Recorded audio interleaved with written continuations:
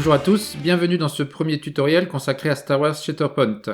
Maintenant que les règles sont parues, je prévois de faire une série de tutoriels pour éviter de faire une seule vidéo de 3 heures, ce qui sera nettement plus confortable, je pense. On commence donc par le début, c'est-à-dire le matériel du jeu de la boîte de base.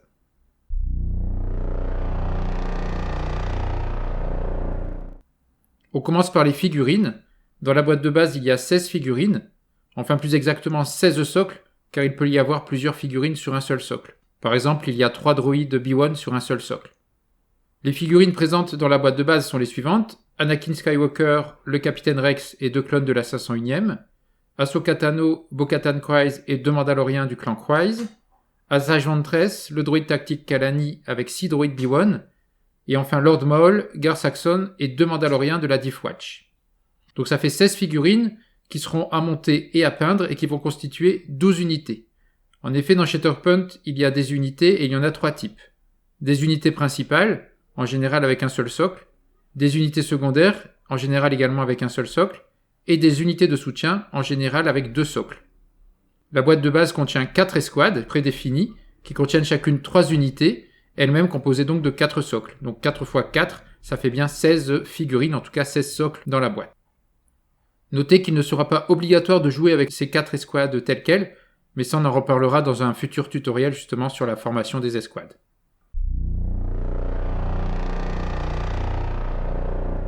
Chaque unité a sa propre carte de statistiques. Il y a donc 12 cartes de statistiques dans la boîte. On détaillera ces cartes dans un autre tuto, mais pour résumer, elles sont recto-verso. Sur un côté, on a la période à laquelle appartient l'unité, ici c'est la République, le nombre de personnages, donc de socles de l'unité, ici 1, et puis encore des informations sur le coût de l'unité ou les points d'escouade disponibles, ici 8, et puis l'apport de jetons de force, ici 3 pour Ahsoka. L'autre côté de la carte indique les mots-clés de l'unité. On a ici utilisatrice de la force et République galactique, sa vigueur, 9, et sa résistance, 3, ainsi que ses capacités, dont on parlera également dans un autre tutoriel. Chaque unité a sa propre carte de posture. Il y a donc 12 cartes de posture dans la boîte. Elles sont généralement recto-verso pour les unités principales et simple face pour les autres unités. On détaillera ces cartes dans un futur tuto. Sachez simplement qu'elles déterminent l'attaque et la défense de l'unité en mêlée et à distance. La boîte de base est fournie avec 23 pièces de terrain à monter et à peindre. Il y a différents niveaux et des échelles pour passer facilement d'un niveau à un autre.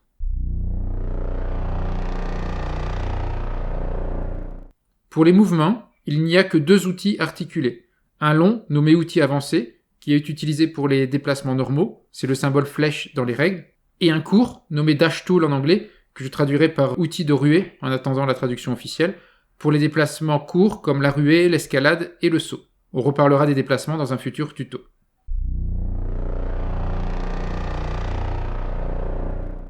On a ensuite dans la boîte 5 gabarits de portée pour mesurer différentes actions et effets.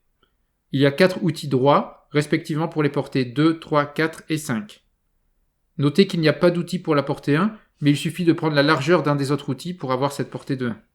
Enfin, il y a un outil spécial appelé le Shove Tool en anglais, que je traduirai par outil de poussée, qui ne sert qu'à résoudre l'action de pousser, qui est symbolisée par cette flèche en tireté.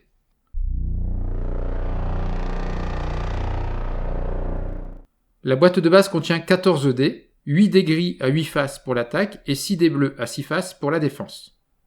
Nous parlerons de ces dés dans le tuto consacré au combat.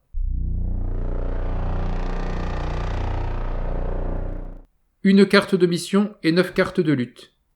Chaque partie se joue en effet dans le cadre d'une mission, elle-même constituée de 3 cartes de lutte, qui vont représenter les 3 rounds de la partie. Dans la boîte de base, il y a une carte de mission et 3 cartes pour la lutte 1, 3 cartes pour la lutte 2 et 3 cartes pour la lutte 3, donc 9 cartes de lutte en tout. Au début de la partie, on sélectionne la mission et on prendra au hasard une carte pour chacune des 3 luttes, donc une carte parmi les 3 pour la lutte 1, une carte parmi les 3 pour la lutte 2 et une carte parmi les 3 pour la lutte 3. On les prend au hasard sans regarder.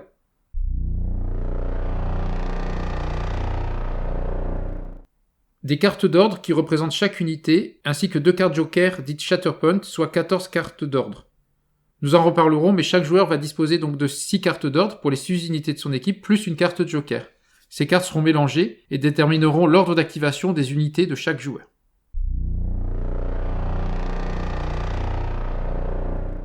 Ceci est une piste de lutte qui va marquer les points et déterminer le gagnant de chaque lutte. On va y placer un pion de lutte transparent au centre, à la position 0, et des pions d'impulsion, momentum en anglais, qui indiqueront les points de chaque joueur. Nous reparlerons de ce mécanisme plus tard, mais en gros, un joueur va gagner la lutte, donc le round en cours, quand le pion de lutte transparent, qui va se déplacer vers la gauche ou vers la droite, va rejoindre son dernier pion noir d'impulsion, puisque chaque joueur va ajouter des pions noirs en fonction de certaines actions. Le pion transparent va également se déplacer, et donc quand le pion blanc transparent va rencontrer un pion noir, le joueur en question aura gagné le round.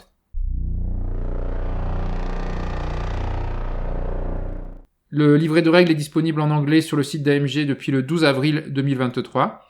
On attend le PDF de la version française qui arrivera bientôt du côté d'Asmodée Expert.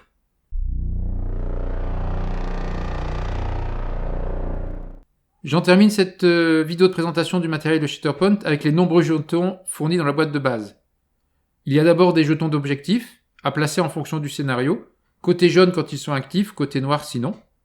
Ici, ce sont des jetons de contrôle pour indiquer quel joueur, le bleu ou le rouge, contrôle un objectif, puisqu'en général, les missions vous demanderont de contrôler un objectif.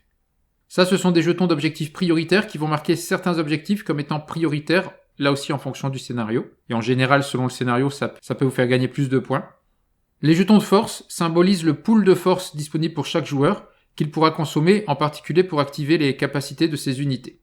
Là, ce sont des jetons de dégâts de valeur 1 ou 5 qu'on va placer sur les cartes de statistiques de ces unités quand elles auront subi des dégâts après une attaque. Viennent enfin des jetons de conditions, strained, exposed, qu'on pourrait traduire par contraint et exposé. Donc une unité est contrainte quand elle subit un effet de contrainte, et en gros, elle devra alors se soigner, sinon elle subira 3 dégâts à son activation suivante.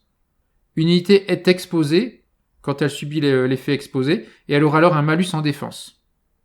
Viennent ensuite les jetons Disarm, Pinned, donc on pourrait dire désarmé et cloué, comme cloué au sol. Donc une unité désarmée va subir cet effet et du coup elle aura un malus en attaque. Et une unité sera clouée au sol, en fait, ça veut dire qu'elle ne pourra pas se déplacer à son activation suivante. Le jeton Hunker, c'est un bonus de défense à distance pour l'unité. Enfin, Injured et Wounded. Alors les deux termes signifient blessé. Mais en français, wounded sera blessé, ce sera utilisé quand l'unité va subir des dégâts supérieurs à sa vigueur. Donc la stamina en anglais. Donc on en reparlera, mais si l'unité reçoit trop de dégâts, en tout cas plus que sa vigueur, à ce moment-là, elle passera en état blessé. Et à son activation, on enlèvera les jetons de dégâts et on remplacera le jeton wounded, blessé, par le jeton injured, donc estropié, qui indiquera aussi que l'unité est blessée, mais on aura enlevé les dégâts. Donc finalement, ça indique la même chose, mais à différentes phases du scénario, enfin du jeu.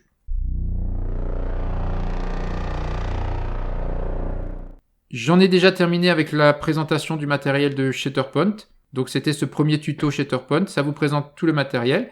Et puis bien dans les tutos suivants, nous verrons la création d'une équipe d'escouade, les cartes de statistiques, les capacités, et ainsi de suite, les déplacements, les attaques. Donc pas mal de vidéos encore à faire. J'espère que ça vous a plu. N'oubliez pas de vous abonner si ce n'est pas déjà fait à la chaîne La Caverne de Radrogor, à liker bien sûr la vidéo, à la partager pour faire connaître la chaîne.